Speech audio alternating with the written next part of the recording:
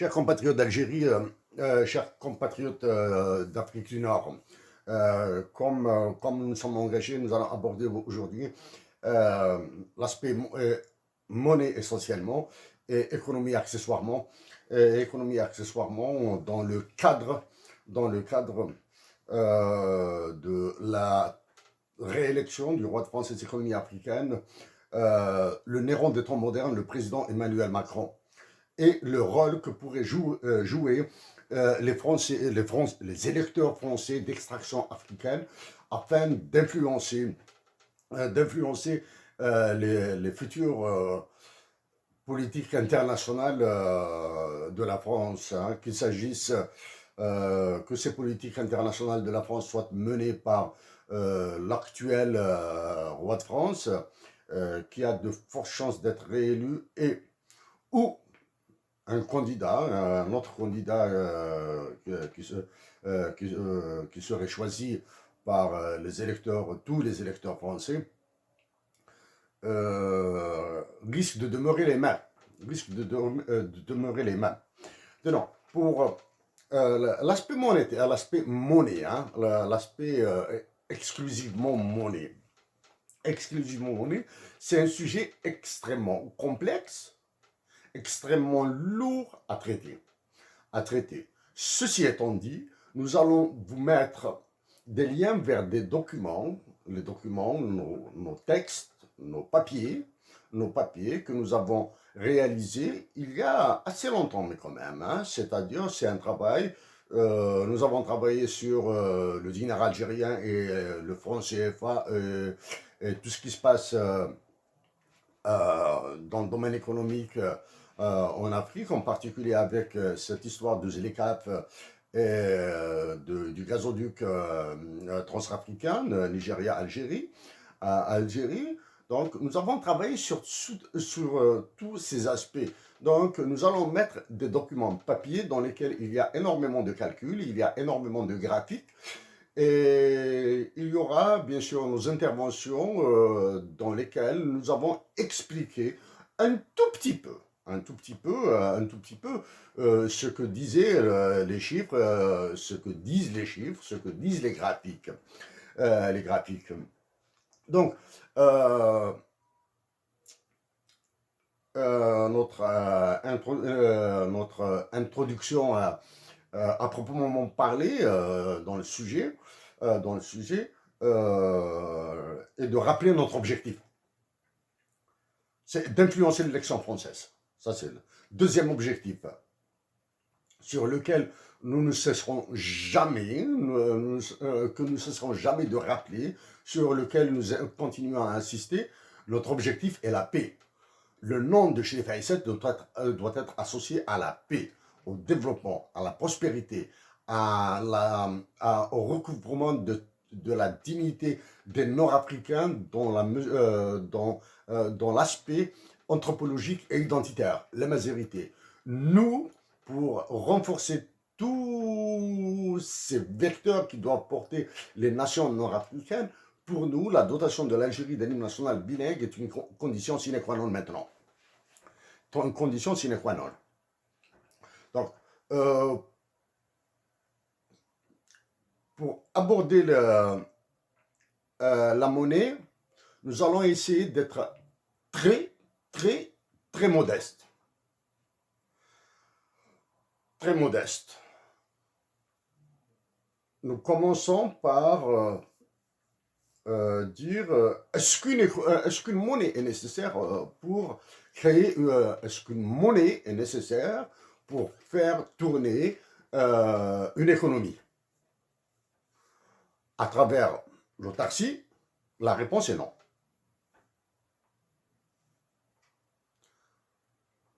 L'autarcie combinée au trac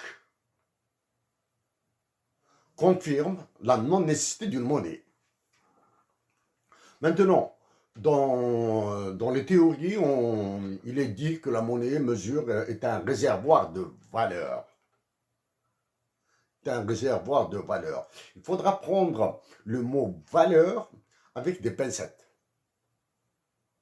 Parce que selon David Ricardo, David Ricardo, l'anglais, l'économiste qui a révolutionné l'économie après les ravages d'Adam Smith, avec sa théorie de la main invisible qu'il n'a utilisée que 2 fois, hein, ceci étant dit.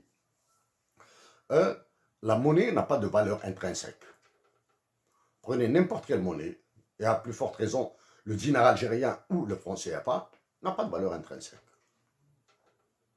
C'est-à-dire, vous pouvez mettre autant, vous pouvez vous couvrir, vous couvrir de billets de banque, de monnaie fiduciaire ou scripturale. Vous pouvez en prendre autant que vous voulez avec vous. Il n'y a pas de valeur intrinsèque. Il n'y a pas de valeur intrinsèque. La valeur est extrinsèque, elle est mesurée dans l'échange. Voilà. Maintenant, pour des événements anodins qui se sont produits à Montréal. Toujours en relation avec la monnaie, le franc CFA, et même le dinar algérien. C'est en 2011 que nous avons eu le plaisir d'assister, c'est à partir de 2011 que nous avons commencé à assister à des conférences d'un professeur hors norme, d'un professeur canadien hors norme, québécois, de l'UQAM, hein. Il s'appelle Éric Pinault. Éric Pinault.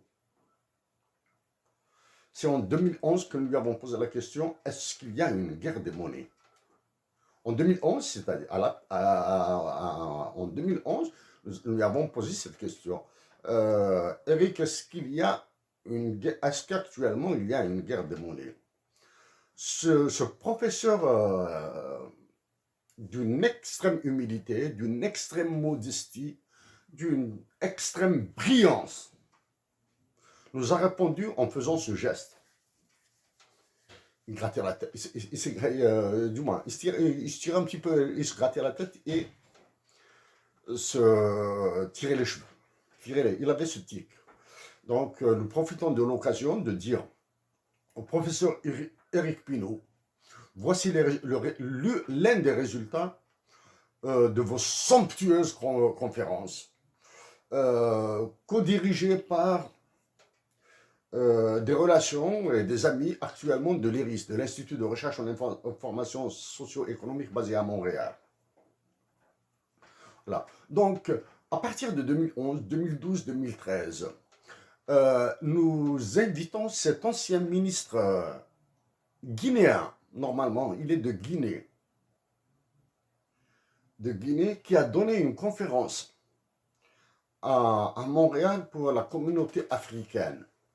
Donc, nos amis africains nous ont invités, nous ont appelés pour nous dire, chérie, voilà, il y a un tel, nous avons oublié son nom.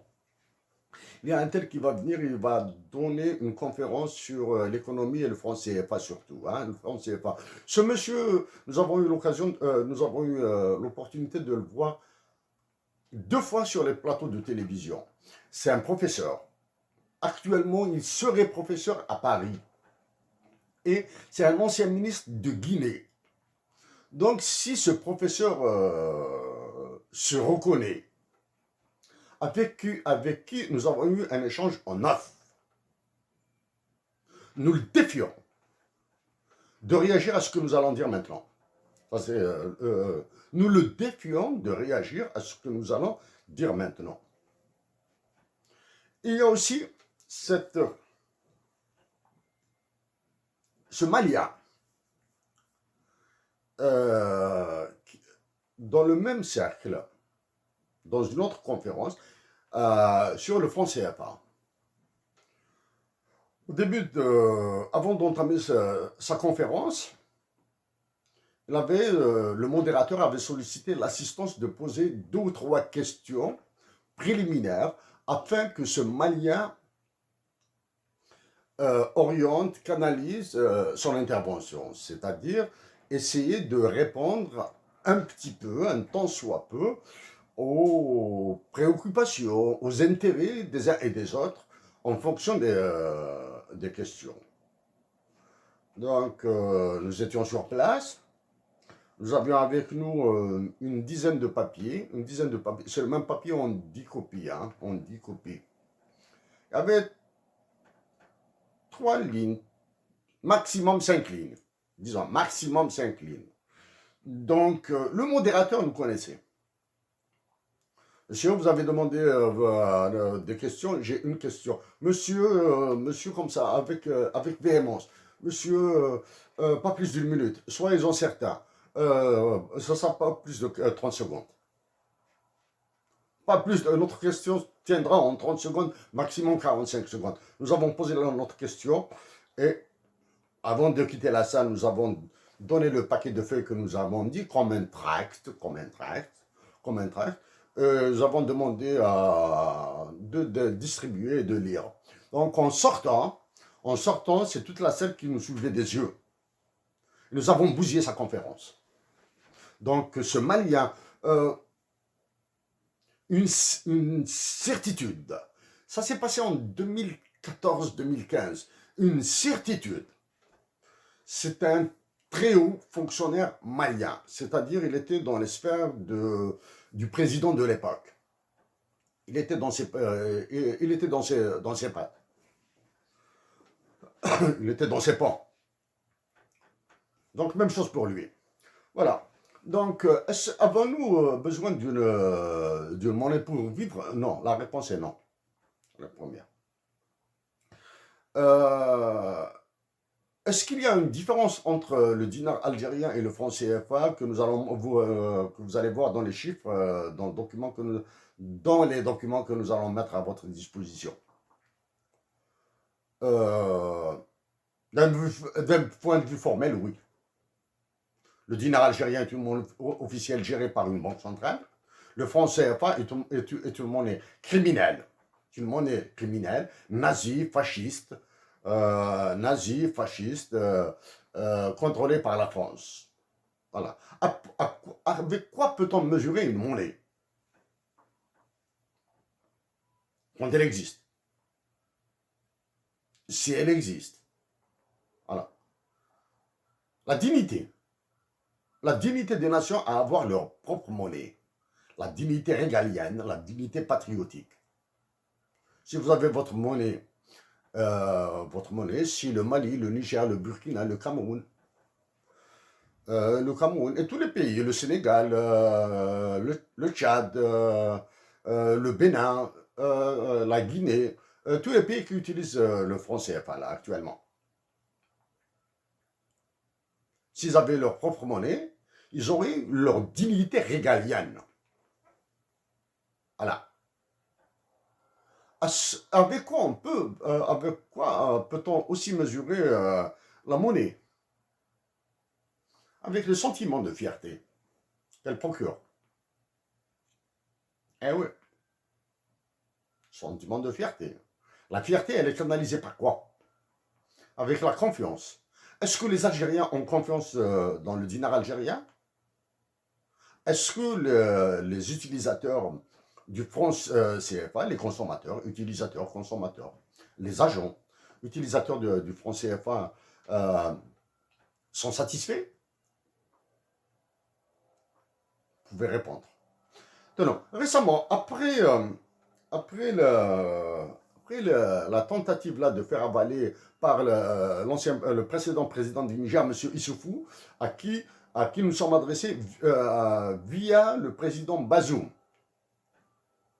qui est venu vendre la marchandise du gazoduc Nigeria à Algérie. Avec ce qui se passe dans votre pays maintenant, dans le sud du Niger, est-ce que les Algériens vous suivront? S'ils le font, ils seront un peu plus fous qu'ils ne le sont actuellement. Voilà. Récemment, c'est un ministre du Cameroun qui est intervenu en Algérie pour vanter la ZLECAf. Nous disons à ce ministre, et bien sûr nous disons au président du Cameroun, M. Paul Biya, serait sage de votre part, vous qui êtes président du Cameroun depuis plus de 30 ans, de gérer les problèmes du Cameroun, les problèmes anthropologiques du Cameroun. Nous vous rappelons que le Cameroun, nous vous le rappelons, que le Cameroun est sujet à une déstabilisation par l'identité. Sujet à une déstabilisation par l'identité. l'histoire de ce Camerounais qui est monté sur un arbre et qui a refusé de descendre tant que l'anglais ne serait pas reconnu langue officielle. Et maintenant, apparemment, a priori, l'anglais est considéré comme aussi langue officielle au Cameroun parce que ce Camerounais refusait de parler français. De plus, vous êtes concerné par ce que nous avons dit déjà sur le franc CFA et par votre franc CFA qui est différent du franc CFA, malheureusement, qui est différent encore du franc CFA utilisé au Mali, au Niger, au Burkina et au Bénin. Nous vous rappelons à vous aussi, monsieur Paul Biya, qu'au lieu de nous envoyer des ministres à Alger pour défendre la ZLECAf, nous avons défendu la création d'un marché de ressources, un marché international de ressources naturelles qui est beaucoup plus intéressant que votre ZLECAf. Au lieu de nous envoyer des ministres, rejoignez-nous. Rejoignez-nous dans la qualification du franc CFA comme étant un instrument de crime contre l'humanité, d'un fiducide monétaire. Et rejoignez-nous pour demander l'amendement du statut de Rome pour inclure le crime par la monnaie comme un crime contre l'humanité. Voilà. Pour être très, quand nous nous sommes engagés, nous allons essayer d'être très, très, très simples dans nos mots. Nous sommes au Canada actuellement, nous pouvons utiliser toutes les monnaies internationales qui existent. Nous pouvons sortir là de chez nous, là maintenant, aller dans un guichet quelconque, demander du dollar US, de l'euro, du bitcoin, sans aucun problème. Est-ce que nous pouvons demander du franc CFA et du dinar? Non. Du dinar algérien, non.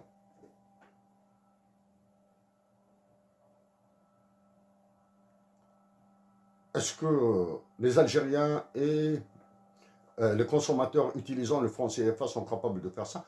Les utilisateurs du franc CFA sont autorisés à faire contre l'euro sous les conditions imposées par le roi de France et de ses colonies africaines. Le roi de France et de ses colonies africaines, le Néron de l'Afrique, l'actuel président Emmanuel Macron, dans ces conditions. Tenons, le troc, parlons du troc. L'histoire nous apprend que les commerçants marocains et les commerçants sénégalais faisaient du troc le long du fleuve Sénégal. Comment ils le faisaient? Les commerçants marocains déposaient leurs marchandises le long du fleuve. Les commerçants sénégalais faisaient la même chose avec leurs marchandises. Et ceux qui étaient les clients intéressés allaient, sénégalais, s'ils étaient intéressés par la marchandise marocaine, ils prenaient de la marchandise sénégalaise, la déposaient du côté marocain et prenaient l'équivalent, ce qu'ils jugent équivalent de marchandise marocaine. Les Marocains faisaient la même chose. Ils prenaient de la marchandise sénégalaise contre laquelle ils mettaient de la marchandise marocaine. Ça, c'est pour le troc. Mais maintenant, au-delà de ce troc, qu'est-ce qu'il y a? Il y a la confiance. Vous entendez parler maintenant dans la confiance des marchés. Les marchés n'ont pas confiance dans la politique. Les marchés ont confiance dans la politique. Actuellement, en Algérie, bien sûr, nous parlerons de l'Algérie et à vous de voir si ce que nous disons pour notre pays, l'Algérie, est valable pour vous, les vôtres. Est-ce que les marchés ont confiance dans ceux qui se considèrent comme étant l'État algérien? La réponse est non. Quel est l'argument? L'argument. Il faut un argument. Répondre par oui ou non, il faut toujours un argument. Il faut sortir de raisonnement franco-français. Là, hein. Ils nous ont empoisonné la vie avec ce raisonnement. L'argument. La dette algérienne est classée BBB-. Voilà. En d'autres termes, l'Algérie n'est pas solvable. Ou simplement dit, n'est pas crédible. Est-ce que nous pouvons échanger de la marchandise algérienne contre de la marchandise malienne ou nigérienne? Oui. Qu'est-ce qu'on pourrait échanger?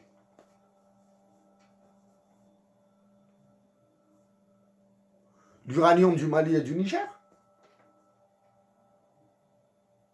contre, exemple, contre de la pomme de terre algérienne.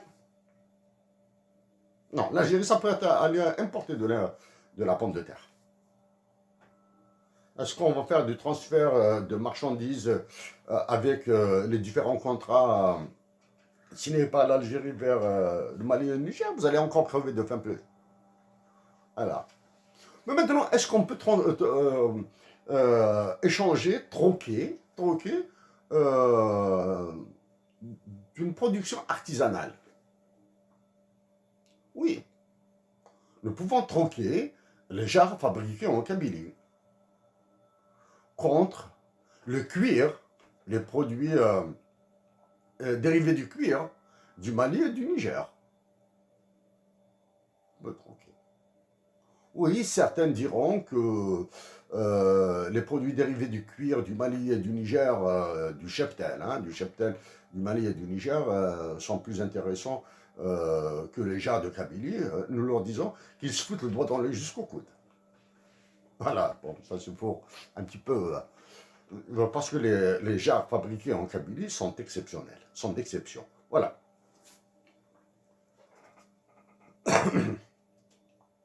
Maintenant que nous avons un petit peu donné la lame de fond, hein, nous avons donné la lame de fond de nos mots sur la monnaie,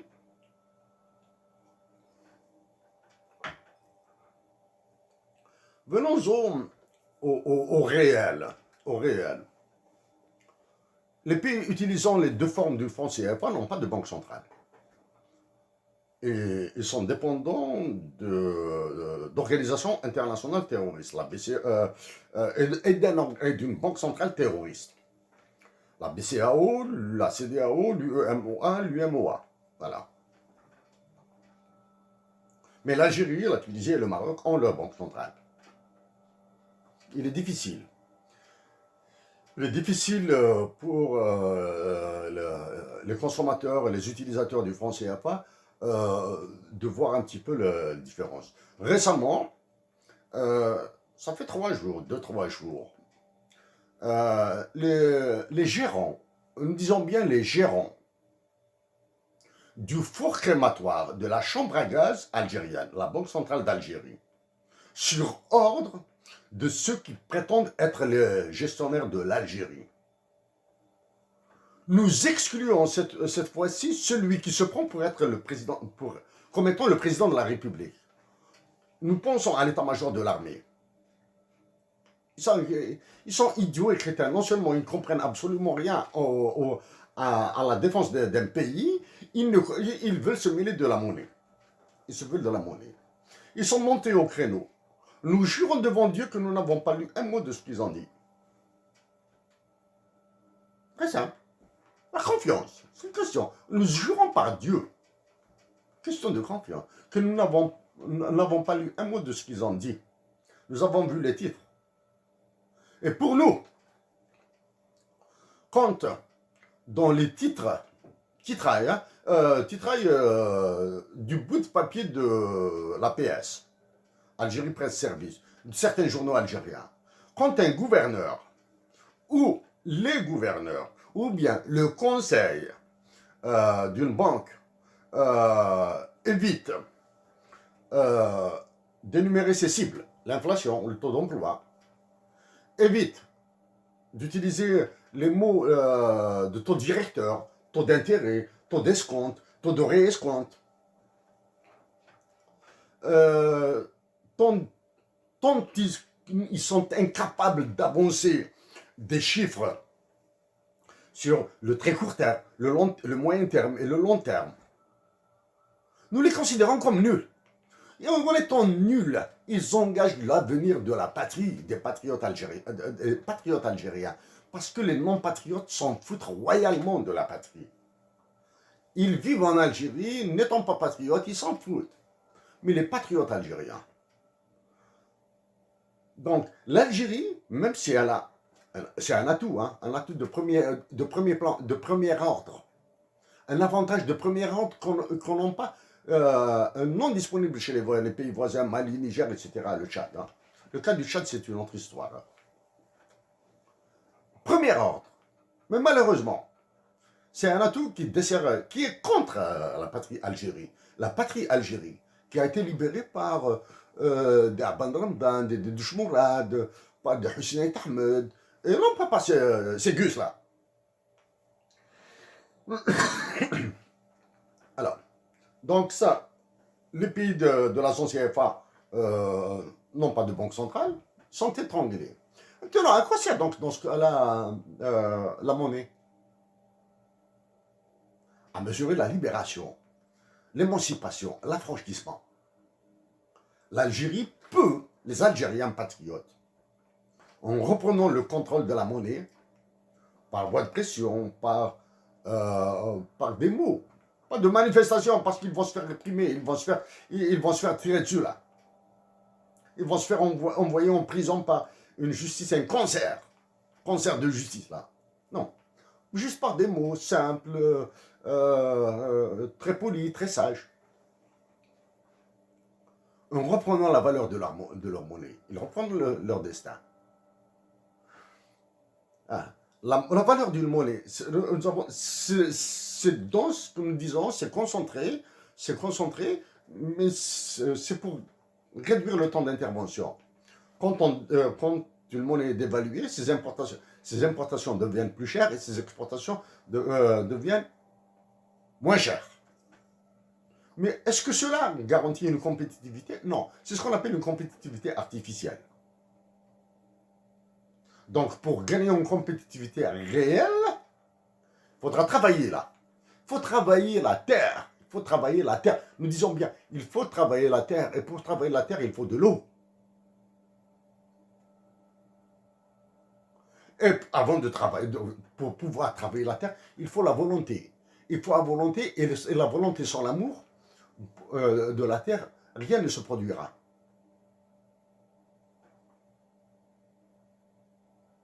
Il y a très longtemps, un aspect très superficiel de notre vie privée. Il y a très longtemps, nous étions très jeunes, 12-13 ans maximum. Et nous sommes l'aîné d'une fratrie de 9. Nous sommes l'aîné. Ben, c'est notre chance d'être l'aîné. Parce qu'être l'aîné ou le dernier, le Benjamin, c'est une chance. Hein. Le Benjamin est gâté, l'aîné, il est aimé. Bon, il est gâté, mais le Benjamin est adoré, il est gâté. Mais l'aîné est aimé aussi. Parce que ceux qui sont au milieu, un petit peu, ils galèrent un petit peu là. C'est pas grave. C'est pas grave.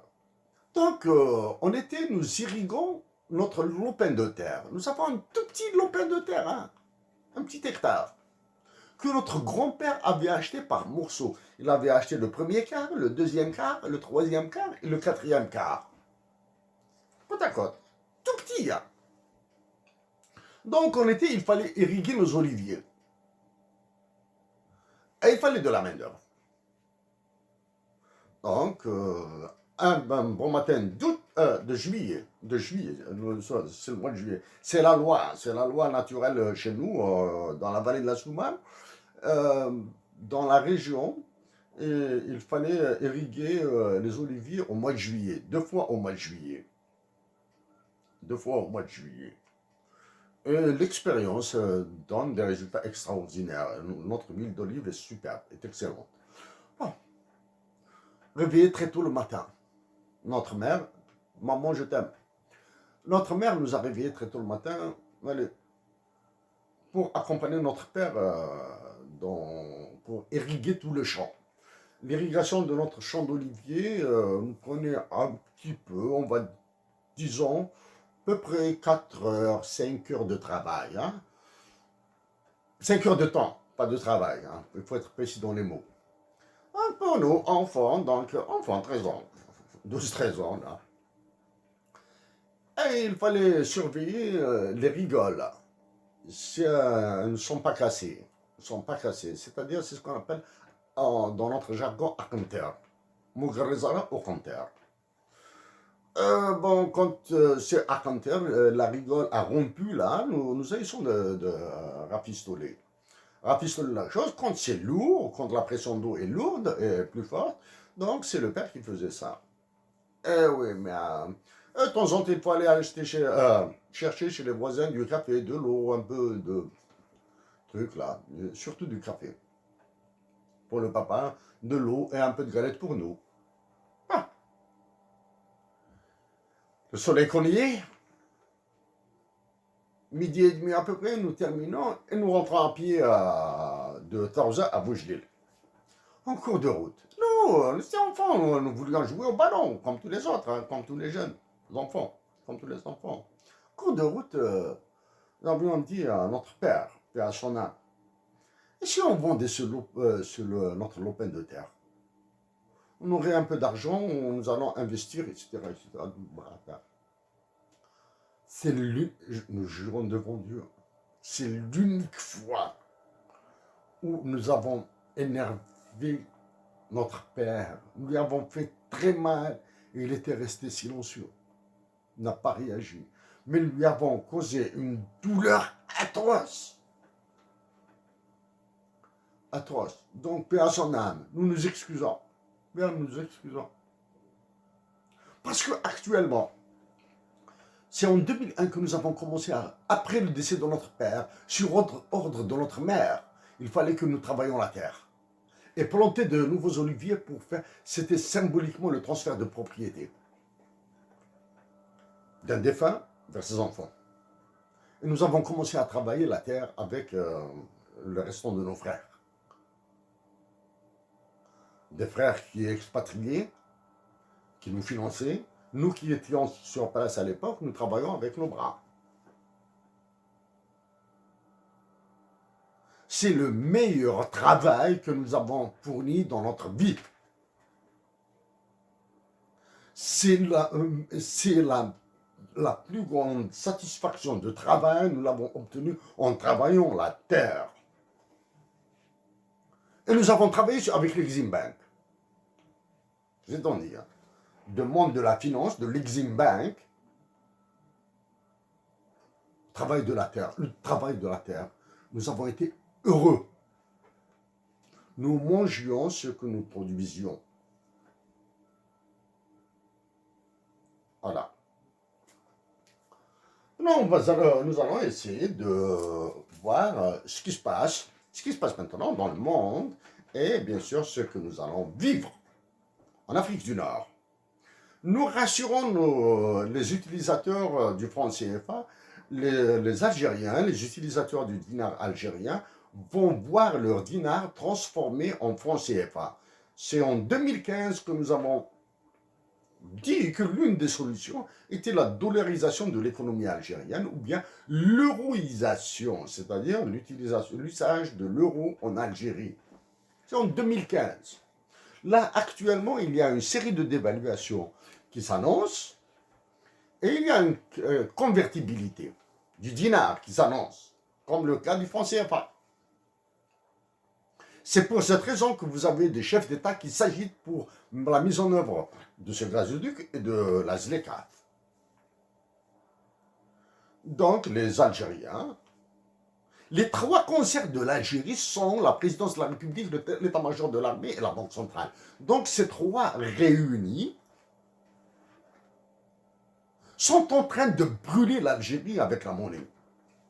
Entre autres. Ils sont en train de la brûler avec la violation des droits de l'homme, etc., etc. Donc, le dinar algérien est en voie de transformation en franc CFA.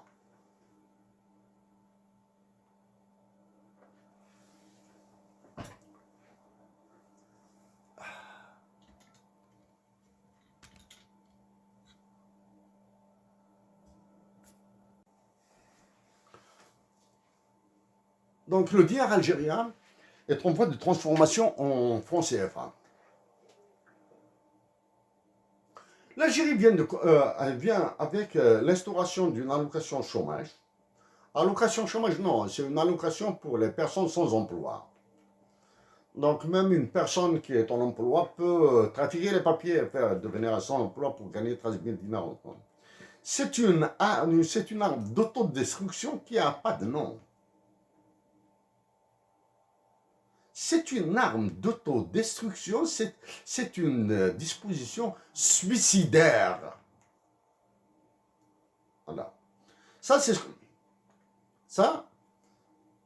ce qu'on appelle l'effet cliquet. C'est-à-dire, il est très difficile de revenir en arrière sur ce genre de décision criminelle. C'est un effet cliquet. L'Algérie a décidé d'aller sur l'endettement international obligatoire.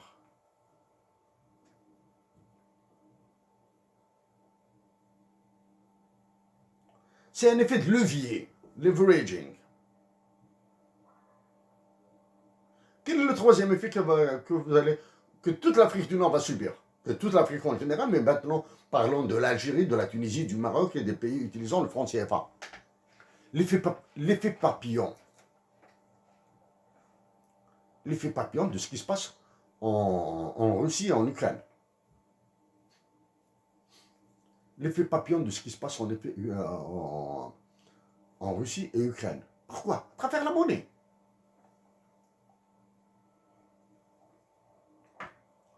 Après l'embargo décidé sur la Fédération de Russie, un embargo, bon, c'est un blocage, un blocus, les sanctions. Le rouble, la monnaie russe a perdu sa valeur. La réaction de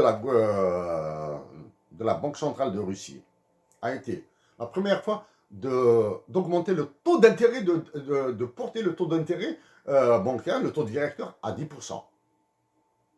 Immédiatement après, même pas une semaine après, le taux d'intérêt a été porté à 20%. Bien sûr, en parallèle, la décision de convertir 80% des exportations russes, des montants des exportations russes en roubles. Ça, c'est pour défendre le rouble sur les marchés internationaux. Pour la Russie se démerdera avec la Chine, etc. Maintenant qu'il l'ait fait sur les autres pays. L'Afrique du Nord, l'Algérie et les francs CFA. C'est l'effet papillon. Donc bientôt, vous allez tous vous soulever là. Vous allez faire des émeutes de la faim. Parce que le blé, vous êtes importateur net de blé, le prix du blé va augmenter. Et puisque puisqu'il n'est plus possible de faire du commerce avec la Russie, donc vous êtes obligé d'aller vers la France. Parce que si les pays veulent acheter du blé russe, ils doivent le payer par de l'euro, les réserves internationales en euro, en dollars. Mais maintenant, elles sont bloquées. Donc, vous allez, les Nord-Africains, tous les Africains vont aller sur les marchés occidentaux. Ah oui, le marché occidentaux, je sais pas, le prix du blé a flambé. Mais puisque vous n'avez pas le contrôle sur vos monnaies, vous allez crever de faim là. Okay? Et puisque vous vendez le cas du Mali et du Niger,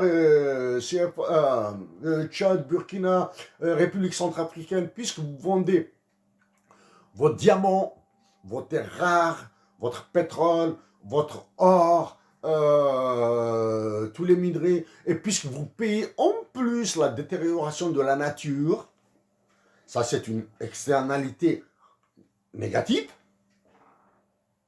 qui n'est pas incluse dans le prix, qui n'est pas déduite du prix. Ça, vous les vendez à des prix fixes, sur des contrats à terme, mais vous achetez sur des prix spot, des prix pratiqués sur le marché. Vous allez vous enfoncer, vous allez plonger, you are drowning, vous allez vous noyer, et avant de vous noyer, vous allez vous entretuer. Voilà. Donc maintenant, c'est l'une des raisons qui fait que l'usage du franc CFA doit être considéré comme étant un instrument de guerre de fiducie monétaire, c'est-à-dire de crimes de guerre et de crimes contre l'humanité. Et actuellement, le roi de France et ses colonies africaines,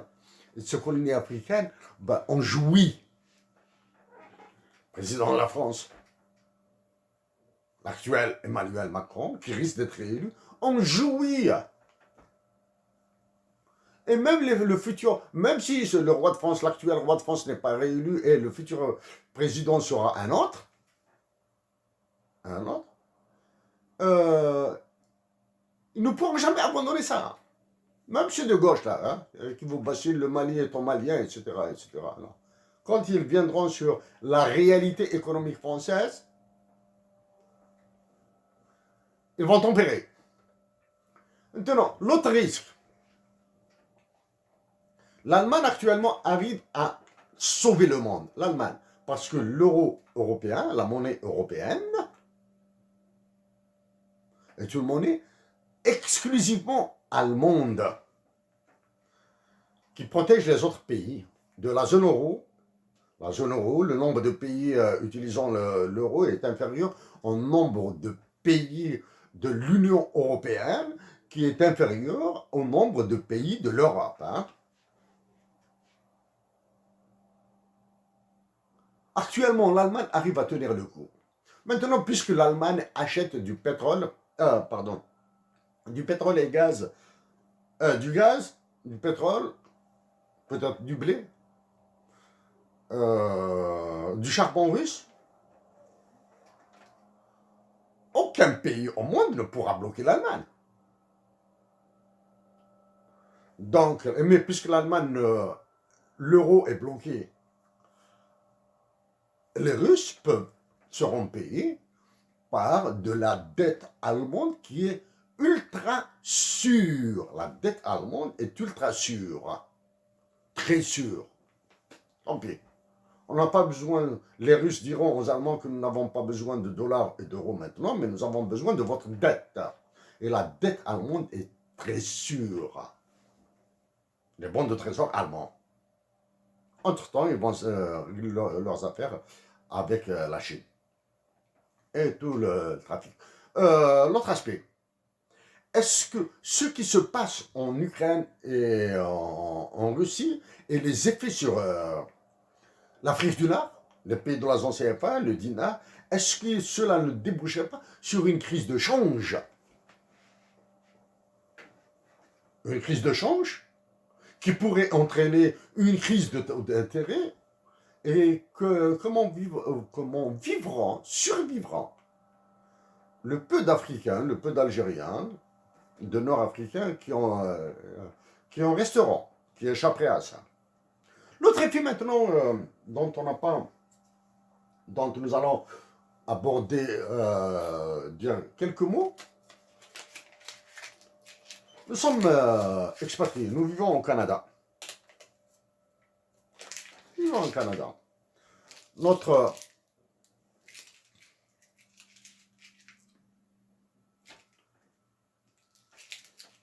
avons des frères qui vivent en France.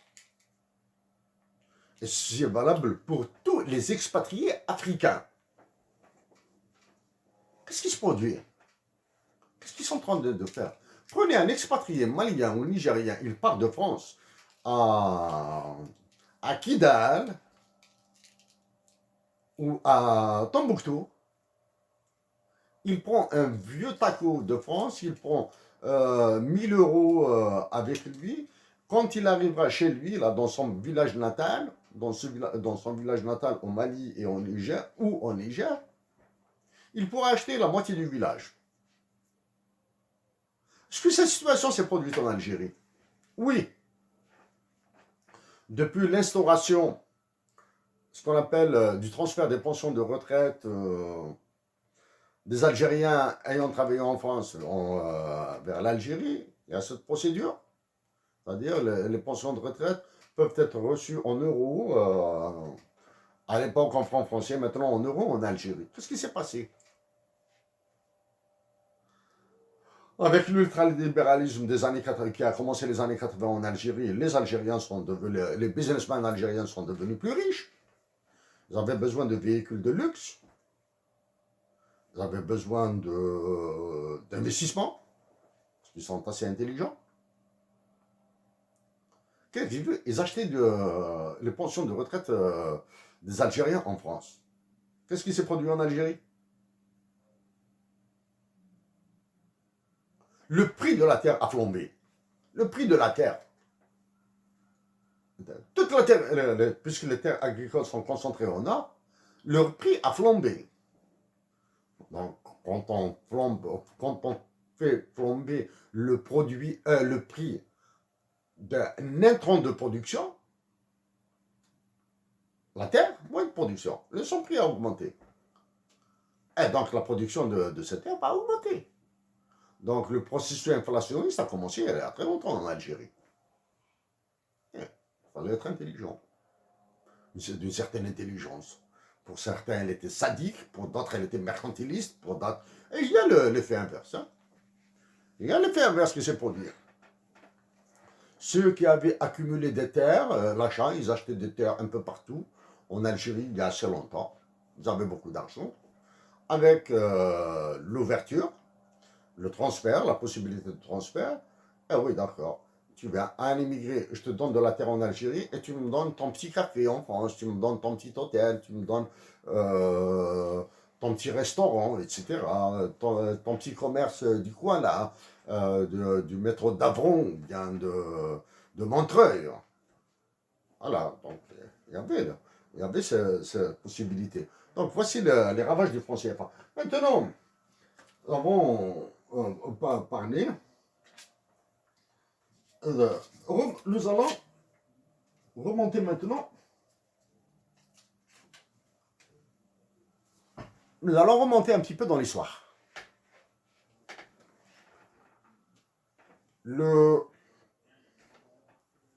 Grâce à l'Algérie, grâce à la révolution algérienne, des pays africains ont eu leur indépendance avant l'Algérie.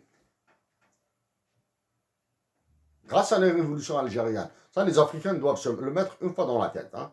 Pour eux, grâce à l'Algérie, à ceux qui les ont aidés, qui l'ont aidé, des pays africains, y compris le Maroc et la Tunisie, y compris les anciennes actuelles colonies françaises, hein, ont eu l'indépendance avant l'Algérie. Récemment, nous avons saisi, nous avons envoyé une lettre au secrétaire général de l'ONU, de l'OTAN, de l'ONU, et une copie au président des États-Unis d'Amérique pour lui demander d'abroger l'article 6 du traité de l'OTAN. Parce que dans notre pays, l'Algérie est citée nommément.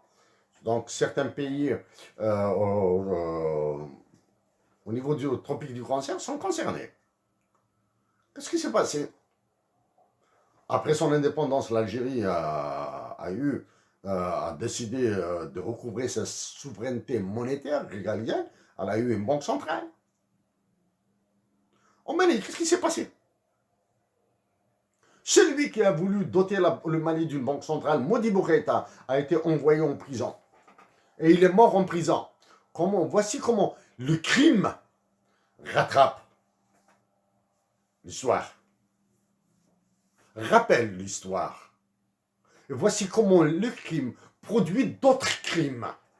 Modibo Keïta est mort en prison. Pourquoi? Parce qu'il a essayé de doter le Mali d'une banque centrale. Et il a essayé de créer une confédération. Pour créer sa banque centrale, il s'est appuyé sur qui? Sur des économistes, des conseillers israéliens.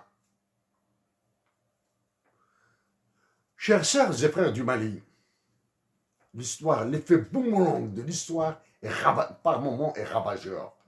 Par moments, il est salutaire s'il est bien exploité.